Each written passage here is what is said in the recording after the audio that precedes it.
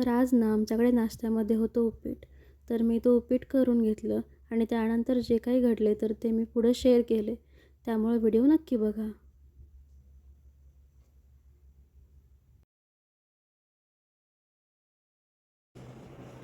तुम्हाला पण वाटलं असणार आहे ना की हिनं ही अशी का क्लिप दाखवली उपीटाची. तर त्याची स्टोरी अशी आहे की आज आज मी ना नाश्त्यामध्ये उपीट बनवलं होतं की रोज रोज रोज रोज ते डोसा, उत्तप्पा, इडली, आंबोळी, पोहे हे तर होतेच. मग किती दिवस झालं उपीट नाही खाल्लं, त्यामुळे मग आपण आज नाश्त्यामध्ये उपीट बनवूया. तर मी उपीट बनवलं, त्यांना दिलं नाश्त्याला. तर त्यांना काय ते उपीट आवडत नाही. उपीट त्यांना नाहीच आवडत, म्हणजे काय माहिती का, पण त्यांना नाही आवडत उपीट.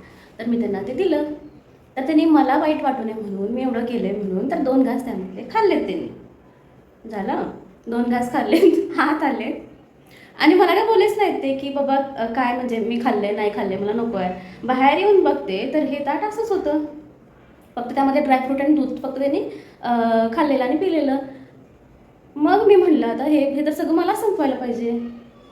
हे सगळं असं असतं म्हणजे ना, मला वाईट वाटायला नको म्हणून फक्त 2 घास तेवढं त्यांनी खाल्लेत आणि बाकीचं सगळं ठेवून दिले. आता याचं काय करायचं? आणि आणि आपलं कसं असते बाबा की नाही नाही उरलंय, आपण खाल्लं पाहिजे, ते टाकलं नाही पाहिजे. टाकलं नाही पाहिजे हे मला पण माहिती आहे, मी पण त्यासोबत ॲग्री करते. पण कसं असतं की तेच तेच जर का आपण खाल्लं, ते उरलेलं खाल्लं गेलं तर आपण विनाकारण आपल्या पोटामध्ये डंप करत जातो. हे आपल्या नाही लक्षात येत, पण ती चुकीची गोष्ट आहे. जे तुम्हाला जेवढा पोर्शन तुम्हाला पाहिजे, जेवढं तुम्हाला पोर्शन खायचं आहे ना, तुम्ही तेवढाच खावा. ते उगीच ह्याचं उरलंय, त्याचं उरलंय, दे बाबा 2 घास आहेत म्हणून ते आपल्या पोटात डंप करणं, ही आपण सगळ्यात मोठी चूक करतो आणि अशी चूक तुम्ही कुणीच करू नका. स्पेशली आपण लेडीज सगळे आपण तसंच करतो की असू दे बाबा 4 घास राहिलेत, हे असू दे, ते कुठे टाकायचं. टाकायचं म्हणून तुम्ही पोटात नका टाकू स्वतःच्या. ते कुणाला तरी द्या.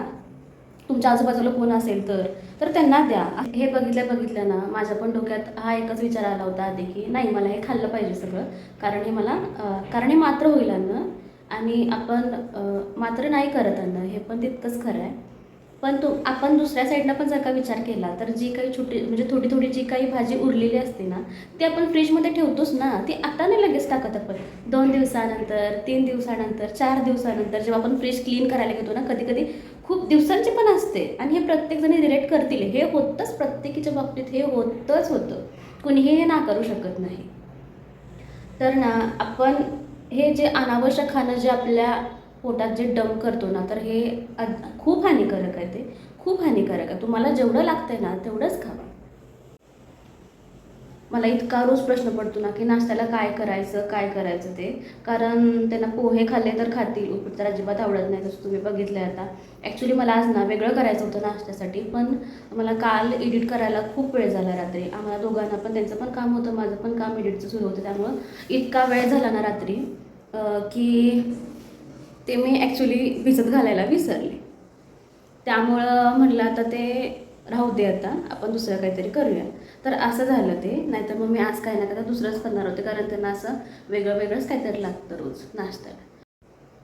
थालीपीठं, पराठे, परत डोसा, उत्तप्पा, आप्पे, इडली हे असं लागतं सगळं.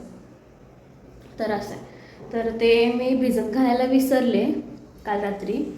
त्यामुळं ते माझं आज ते स्किप झालं, नाहीतर मी तेच करणार होते. बाकी त्यांचं कुठल्याच गोष्टीत काय नसतं, फक्त ते खाण्याच्या बाबतीतच थोडे ते चूज आहेत. खूप त्यांना ऑप्शन्स लागतात. तर असं आहे आणि ते करून देण्यासाठी मी कायम आहेच.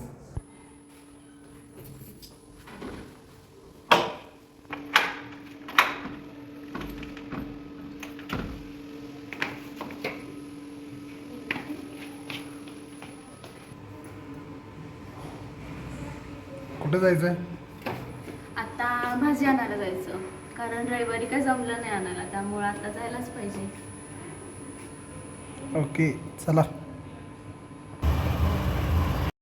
इथं छान सूर्यदेवांचं दर्शन झालं आणि इथं ह्या लाईनला पूर्ण भाजी बसते. म्हणजे हायवेच आहे हा, पण पूर्ण लाईनमध्ये इथं भाजी असते. आणि इथं पोचलो होतो आम्ही आणि ह्याच काकांच्याकडे आम्ही कायम घेतो भाज्या, कारण इथं फ्रेश पण मिळतात आणि एका ठिकाणी व्हरायटी पण मिळते भरपूर सारी. तेच मी भाज्या घेतल्या भरपूर, पण तरी पण उद्यापासून प्रश्न पडणारच आहे की काय भाजी करायची. भाजी घेऊन आलो आता. आल्यावर लगेचच मी स्वयंपाकाला पण लागले.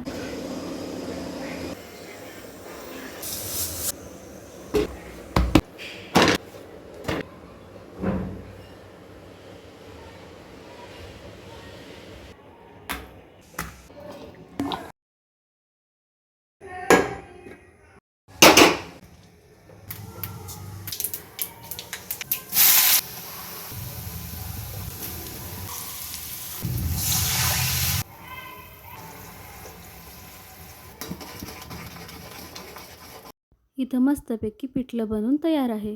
कोथिंबीर टाकली थोडी. तर इथं मी ह्यांच्यासाठी ताट तयार केलं होतं. भाकरी, पिठलं, दही कांदा, शेंगदाण्याची चटणी आणि शेवगा शेंगाची आमटी. चला तर मग देऊया त्यांना हे ताट आणि बघूया त्यांच्या रिॲक्शन. कसं वाटते त्यांना जेवण.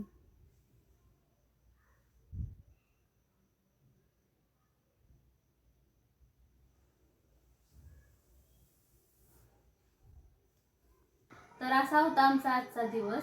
आजचा व्लॉग जर का तुम्हाला आवडला असेल तर प्लीज लाईक करा, शेअर करा, कमेंट करा आणि सबस्क्राईब करा. तर भेटूया उद्या पुन्हा एका छानशा नवीन व्लॉगमध्ये. धन्यवाद.